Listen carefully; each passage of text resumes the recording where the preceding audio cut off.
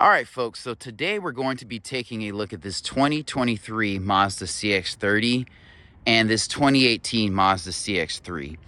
And the reason why is because I want to see if really Mazda should have kept the CX-3 name and just refreshed or updated the looks in the SUV, or if this is such a departure from what the CX-30 is, the renaming was actually warranted. So we're going to check that out today. So if you're not familiar, Mazda is changing the names from things like CX-3 and CX-5 to CX-30, CX-50, that kind of thing. And these vehicles are a little bit wider and lower slung to me. In the case of some of the higher models, they're a little bit more off-roady, but I'm not sure what the difference is between these because to me, honestly, they have a similar shape. And I mean, this is basically a 2023 CX-3 just for my eye. So we'll start by looking at the backs of both of them. And we'll start with this 2018. So this is a traditional Mazda look. You know, this grille is plastic. This one is kind of a plastic, shiny, with shiny, ends and tips. So there's more contrast in there. So this one definitely looks older. It's not a bad look. It doesn't look dated or outdated or anything like that. I'm actually not a fan of the CX-3. I just think it's too small. And this kind of ties into Audi, the A3, and the Q3 as well. I really feel like a lot of manufacturers use these as kind of throwaway cash grabs. So looking around this vehicle, it looks like a crossover vehicle. I mean, it's not a bad look, but it's a tiny crossover. I love that it has dual exhaust. For the time, it's a good looking vehicle. It's a handsome vehicle. The back doesn't look as aggressive as I like. It looks a little goofy with the lights kind of pointing up. They do look like eyes. I don't feel like there's a bad angle on this. Some of the stuff I realize is going to be trim related, but I'll point it out anyway. The wheels are 16 inches. I would like to have 17s here. I think this is a little bit too thick. I'd like for this to come to about here. That may make it more functional. I would like indicators on the turn signals, but again, this is a CX-3.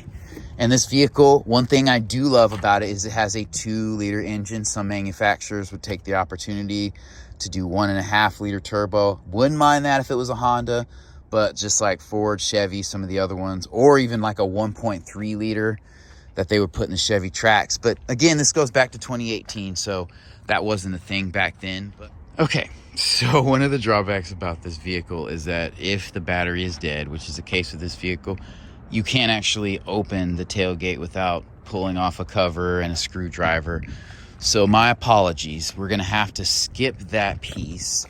I will show you the back by letting the seats down. So there's a button in here where we can let the seats down. All right. And so just looking from behind the seats, there's a decent amount of room back here.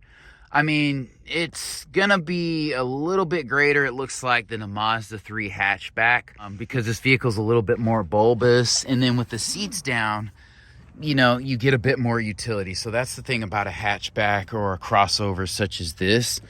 I love that it's easy to put the seats down. And these are traditional Mazda seats. So I had a Mazda 3, and so it had similar seats like this, very nice.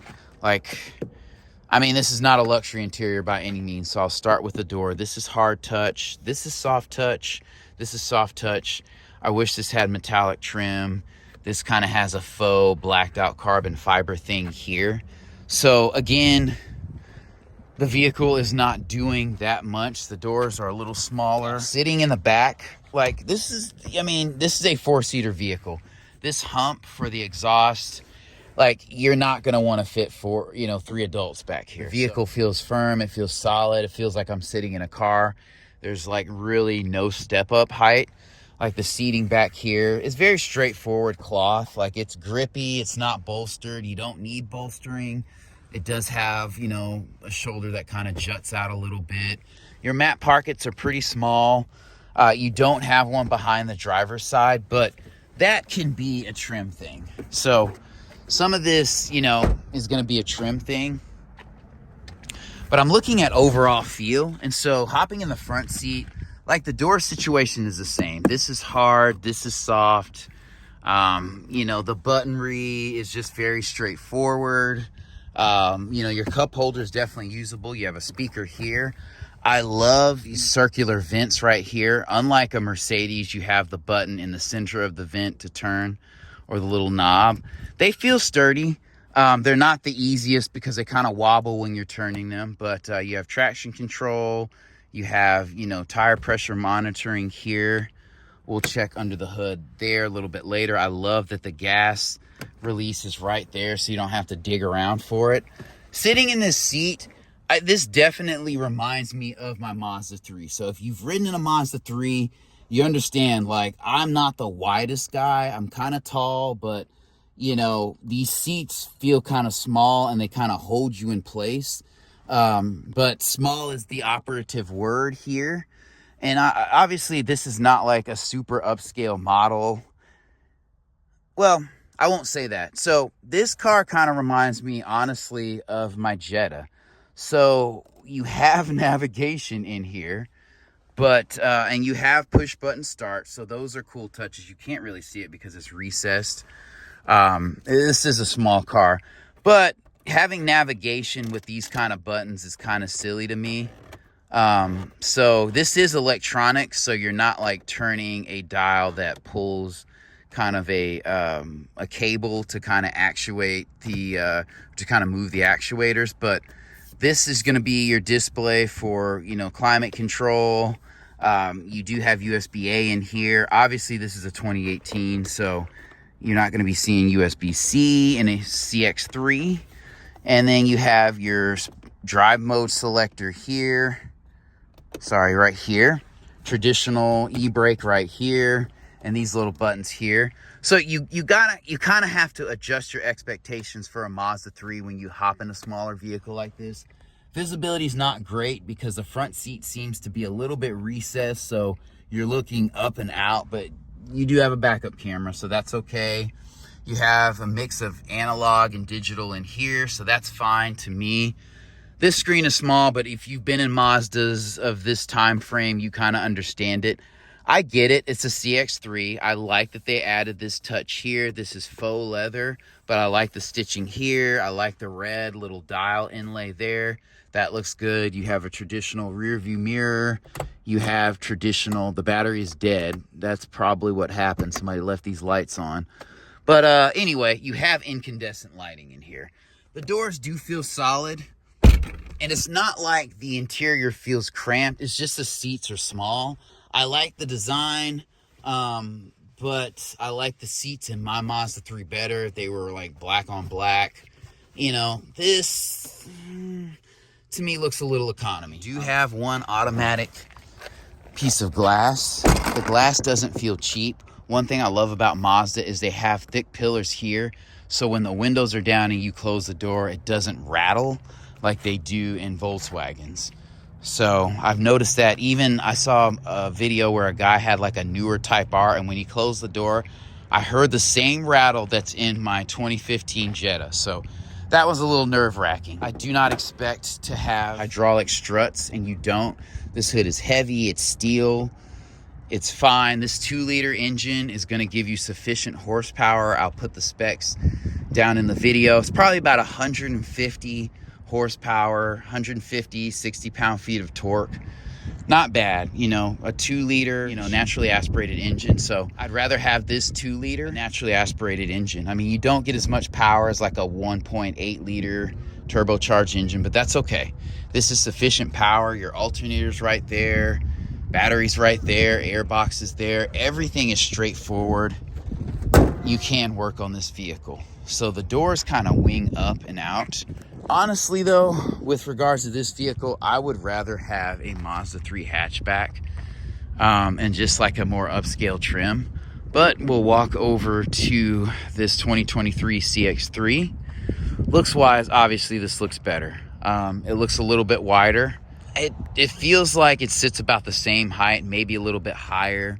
I like kind of the halo DRL in here. It doesn't have fog lamps. I liked how the grille does not have glossy tips. It's just the glossy paint that kind of shines and dazzles. And I like the contrast. If this was silver and you have the chrome accent, you'd be doing too much. So this is a good modern take on this vehicle. And again, some of this is going to be trim related. So I like the blacked out wheels with the blacked out plastic and the wheel arches. That's nice. On this particular vehicle, we are rocking 18s. So these wheels are 2 inches bigger. And this vehicle looks more modern, but it's not as wide and low slung, you know, as it could be. And honestly, they could have kept the CX-3 model name. I don't know why they changed it. That was absolutely pointless. The belt line does come up. And like I said, when I was looking at the CX-3, I'm not a fan of like this small of a crossover. This does have all-wheel drive, so that lends to that more off-roady capable nature of this vehicle. So I guess the 30 means, hey, we've changed more than you thought. This isn't your older brother CX-3, I guess. Sky Active G. So we'll see what that means in a second. I like these blacked out wheels. So starting with the tailgate, before I get into that, this vehicle does have a 2.5 liter engine. So hopefully they move away from the 6-speed and move these up to 8-speed automatics. I mean, this does have actually 191 horsepower, 186 pound-feet of torque, which is a decent number. It's not going to be a fast vehicle. I think it's 0 to 60 in like 8 seconds. So it is a little bit bigger. It's going to be a little bit heavier. I love the dual exhaust, but I think an 8-speed automatic transmission would allow this to be a sub 8 getting to 60 and just make better use of power, and you get better fuel efficiency. I like how deep this is. The carpet feels a little bit more plush. This is small. I don't mind the tailgate's not automatic. You know, this is decent space. You can put a full-size suitcase in a carry-on, couple book bags, different things like that. Okay, so one of the things I like about Mazda is this button is reachable from the inside or the outside, and you can just push these seats down. And so I want to apologize. The battery is dead in this vehicle, so I can't move the front seat up. But if these seats are down, you have a ton of room in this SUV, more so than the CX-30. You know, it appears to just have, you know, more interior volume, so I do like that. This is something I would consider over the Mazda 3 hatchback, if I'm being honest. And so I'll go ahead and hop in this back seat. And I'll move this seat up. So the driver's seat is electric, but the passenger seat is not. Obviously, this is a more upscale trim. So it definitely looks different, and they definitely, you know, brought it closer to more contemporary vehicles with this redesign. But this is still a Mazda CX-3. Make no mistake about it. The doors are soft touch here and here, not here. Again, this trim is a little better. You have metallic trim on the doors. So if I had that 2018 CX-3, this would be a nice little upgrade. You get your leather interior. This burgundy leather feels really good. You know, this cup holder console is very nice here. The seating is comfortable. It's not super bolstered and it's kind of slick, but I like the perforated leather in here. I mean, you could confuse this for a luxury vehicle, even though it's not. It is very comfortable, though. You wouldn't be embarrassed to have, like, company riding in this vehicle. These vents are a good size. You don't get charge ports back here, but that's kind of the price you pay on a smaller vehicle. Here's a look at the front. So that definitely looks a bit more modern. Mazda did a great job restyling this. But it's still a CX-3, so I like the red stitching going through here. And I love the metallic paint here. It's very shimmery, very flaky. This comes up a little bit too high to where you're getting into like Subaru territory, and I don't like that. I get they want this to look more off-roady, but it's a small bulbous crossover, so it's not really a thing to me. You can't really take a vehicle of this footprint there. But that's a trend going around. You see those Porsches off-roading and everybody's doing it. So anyway, I love these window switches. The door lock button here is nice. This is kind of soft. This is soft. This is soft. I love the stitching right here and right here. This does have a luxury touch. I know Mazda styling, so I can tell this is a Mazda, but it definitely feels like a luxury vehicle in here. So this is a nice upgrade. You have memory seating here. I hate the fact that this is recessed and like part of this is cut off. Like you don't really have use of all that space, but I do like this leather covering here with the stitching here and the leather here, and these vents here feel very modern. This is kind of like, they sit up higher in an Audi, but this kind of looks like an Audi a little bit with that vent styling. Your push button start is very, very close, very accessible. I love that. You do have radar cruise control apparently. So I like that. You know, you have your Bluetooth and audio buttons in here. Blind spot monitoring, you know, hill descent control. You have sport mode selector here. Yeah, and this twist wheel, I mean, it's not my favorite, but when your arm is sitting right here, it's definitely well executed. It's very ergonomic, I'll say that. The cup holders are in a bad place. You don't really have great options in a vehicle this small, but at least they won't be blocking these controls.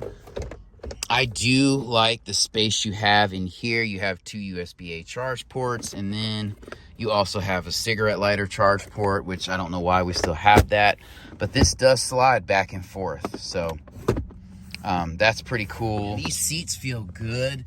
These seats feel wider and bigger and adult sized in this vehicle. I will say I do feel like we're sitting a little bit down. I feel like the back end comes up a little bit, but not as much as the CX-3. Man, this leather looks really, really good. I wish this was black colored. I wish the headliner was black colored. I think that was a miss. You have a wine colored burgundy seat. You have black and red stitching. And then you have this basic gray color. The sunroof is a nice touch. This slides back super easy. You know, I like the design of the doors here. You're not doing too much. The red stitching is a touch of class and sport. The dash overall looks good. Like this instrument cluster, even though it's not all digital, looks very modern. I like how this is kind of larger and you get to see a little bit more here. These buttons feel super solid. The steering wheel feels an appropriate size for this vehicle. You do have heated seats here. This is how you cut on controls here for the AC and everything like that. And then the audio and all that stuff is controlled through this. So you have an electronic parking brake, which is cool. And I normally don't like mud colored or cement colored vehicles, but this is like a blue cement color. And again, it is metallic, so it's a nice color to me. I think it goes well with the interior. This engine's pretty straightforward. It's not variable compression or anything like that. You have good power. It's naturally aspirated, so that is dope. It's all-wheel drive. So this vehicle is going to be a little bit heavier. I'm not mad at the 0 to 60 time. I just wish it had an 8-speed. Like Mazda's been using 6 speeds for too long. You know, it's time to bump that up. So, you know, you can change your battery out easy, your air box out. All your fluids are accessible. You have a, you know, reasonable oil weight that you can just run to Walmart and grab. So yeah, no complaints under here. And really no complaints, period. Like for a crossover of this size, this is probably one of the best executions that are out there today.